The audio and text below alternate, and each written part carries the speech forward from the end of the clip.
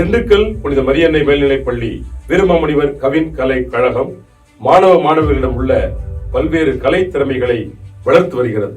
பள்ளியின் வைர விழாவை சிறப்பிக்கும் பொருட்டு கடந்த 35 ஆண்டுகளாக மரியன்னை பள்ளி மாணவர்களுக்கு மட்டுமல்லாமல் திண்டுக்கல் நகர பள்ளி மாணவ மாணவிகளுக்கு ஆண்டுதோறும் வீரமாமுனிவரின் பிறந்த நாளாகிய நவம்பர் 8ஆம் நாள் பல்வேறு போட்டிகளை நடத்தி வருகின்றோம்.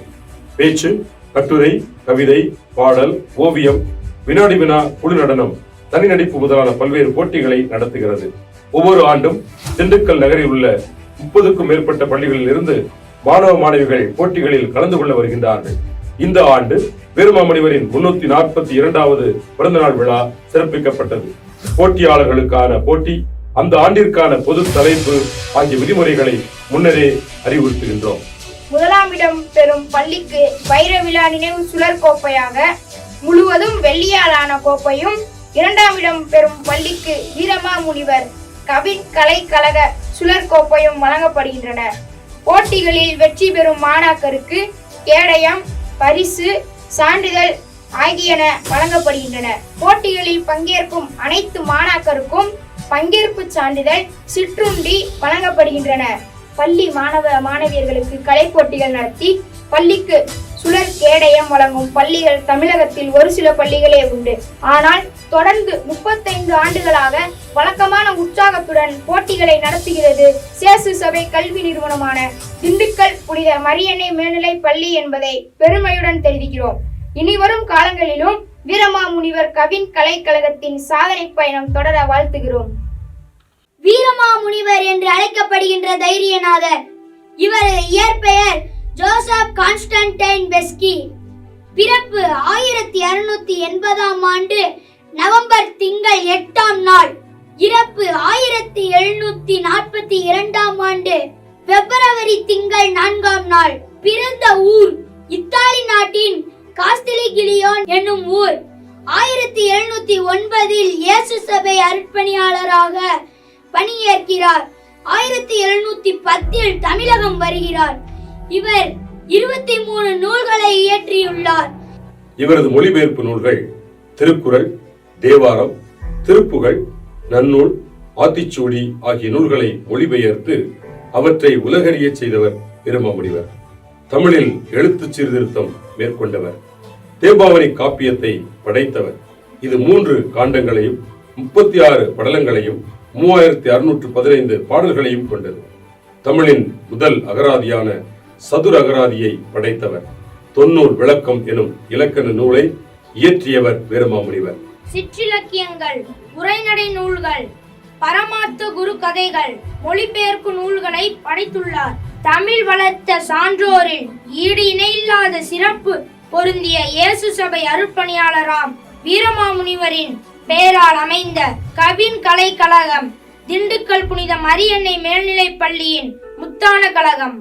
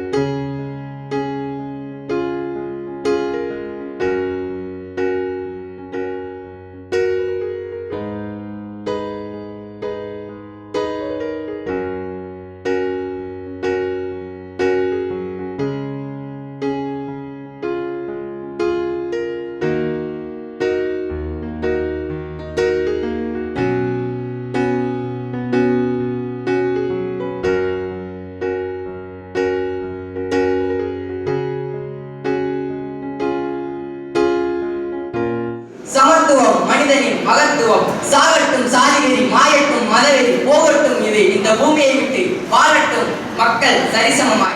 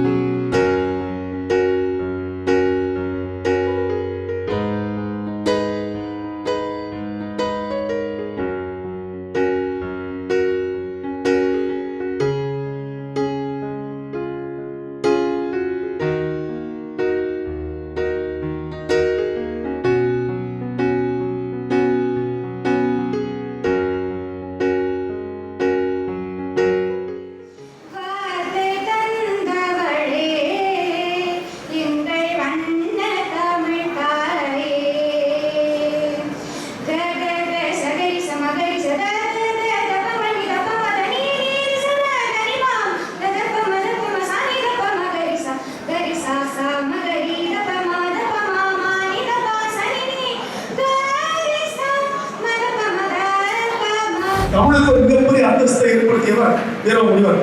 ஏனென்று சொன்னால் 18ஆம் நூற்றாண்டிலே இயேசுவை வரலாற்றிலே பழைய மதுரை மிஷன் என்ற வார்த்தையை கேள்விப்பட்டிருப்பீர்கள். இந்த பழைய மதுரை மிஷன் காலத்திலே பணியாற்றியவர் தான் வீரமாமுனிவர் அவர்கள். அப்போது ரோம் நகரில் ஒரு மிகப்பெரிய ஒரு திட்டம் உருவாக்கப்படுகிறது.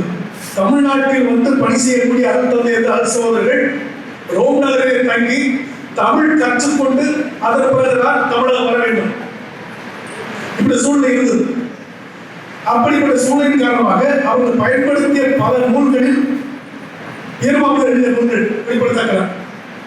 அப்போது எழுதி வைத்திருந்த தமிழ் லத்தீன் மொழி என்பதற்கான அந்த அகராதி, கொடுந்தமிழ் இலக்கணம், எப்படி பேசுவது என்பதற்கான கொடுந்தமிழ் இலக்கணம், இவற்றையெல்லாம் கற்றுக்கொண்டு அதன் பிறகுதான் தமிழ்நாட்டிற்கு வந்திருக்கிறார்கள். இப்படிப்பட்ட ஒரு பன்னாட்டு அந்தஸ்து உருவாவதற்கு எத்தனையோ பேர் காரணமாக இருக்கிறார்கள். அதற்கு வீரமாமுனிவருக்கு ஒரு மிகச் சிறந்த பங்கு இருக்கிறது என்பதை நான் பயன்படுத்தி சொல்கிறேன். யாதும் ஊரே யாவரும் கேளீர், தீதும் நன்றும் பிறர் தரவாரா.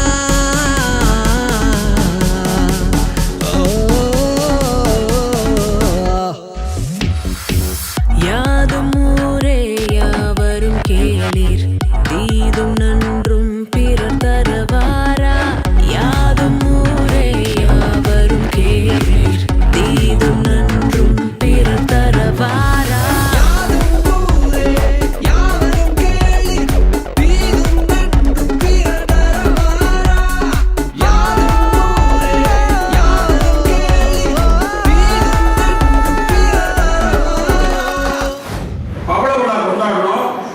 முன்னாள் குடியரசுத் தலைவர் அப்துல் கலாம் ஐயா வர்றார்.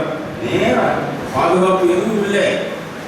நேரம் அந்த மைதானத்தில் பேரவை மைதானம் அதுதான், மழையினால இங்கே வச்சிருக்கோம்.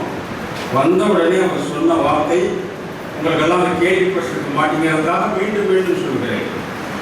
நான் ஏதோ ஒரு பள்ளிக்கூடத்தில் ஒரு மைதானத்தில் நடந்து வந்தது மாதிரி நான் நினைக்கல, ஒரு புனிதமான இடத்தில் நான் நடந்து வருகிறேன் என்று சொன்னேன்.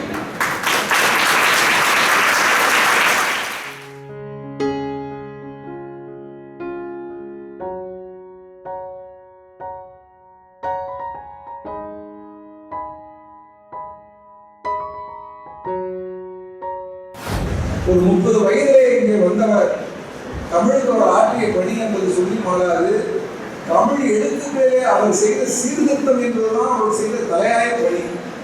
நீங்க நம்ம உயிரெழுத்துல ஆ என்ற எழுத்துக்கள், அது புலி. அதே நெடிலாகம் வரும் பொழுது ஆண் வரும் இல்லைங்களா? வீரமாமுனிவர் இருந்த காலத்திலே ஆ என்ற சொல்லி இல்லை. ஆண் சொன்னா புரியல, ஆணுக்கு மேல வந்து ஆவணாவுக்கு மேல வந்து ஒரு புள்ளி வைப்பான். ஆனா அப்படி அல்ல, தமிழை அப்படி கற்றுக்கொள்ளக்கூடாது என தமிழுக்கு வளம் சேர்க்கும் முகமாக ஆ என்பதை ஆ என ஆவுக்கு கீழே ஒரு சுழியை போட்டு தமிழினுடைய உயர்வை நிகழ்த்தியவர் வந்து வீரமாமுனிவர்.